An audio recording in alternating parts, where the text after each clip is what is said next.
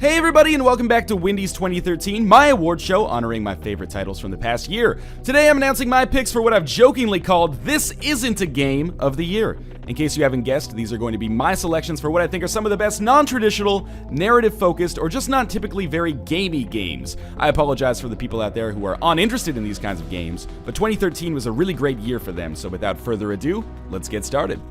Number 3, The Stanley Parable. The Stanley Parable is a narrative-driven pseudo-adventure game that really runs the gamut in terms of the emotions the player experiences over the course of the game. Within 15 minutes, the game can go from mundane to unbelievable, wickedly funny to downright terrifying, and can just as easily inspire you as it could leave you feeling a little bit melancholy. What's really impressive about it is that unlike a lot of other games that attempt to do the same, the Stanley Parable is also consistently just enjoyable along the way, and even though the gameplay consists primarily of just walking down hallways, it never feels like you're sacrificing your entertainment for the reward of getting some kind of intellectual or emotional fulfillment in the end. In that way, the Stanley Parable succeeds not only as a lesson or a critique, but also a fun experience over and above its other merits. Number 2, The Novelist. Ken Hudson's The Novelist is an adult game that deals with the very adult problem of how to handle your personal and professional obligations when there's only so much time in the world and you can't give enough to everything. Although you play as a third party, the game arguably focuses most on Dan, the titular writer in question and husband and father of the family of 3 staying in a summer house in the Oregonian countryside. Dan needs to spend time with his son so he can perform adequately in school, spend time with his wife so their ailing relationship can mend, and spend time on his fledgling book lest his career go down the drain. Unfortunately, week after week, you can only select 1 or 2 of these options, and the person most invested in the third will suffer as a result. The Novelist is a series of 12 incredibly relatable miniature tragedies that sometimes offer uncomfortable insight into how we spend our time and what we prioritize in our lives. And although it's certainly not a traditional game, I very much valued the time that I spent playing it through earlier this winter.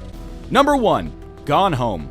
Gone Home is obviously one of those games that most people have strong feelings about one way or the other, but I don't think there was a single game in 2013 that I've played less yet has stuck with me more.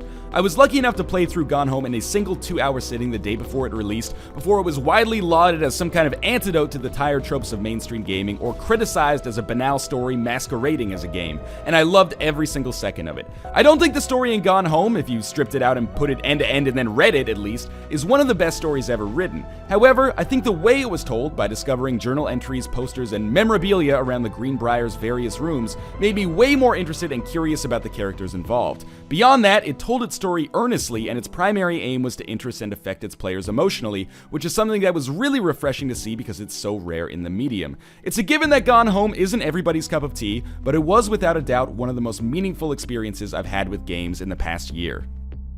Hello, this is J Smith OTI, and my 2013 This Isn't a Game of the Year goes to Castles in the Sky. Developed by The Tall Trees, Castles tells the player a wonderfully written bedtime story that will make grown-ups teary-eyed and kids full of wonder.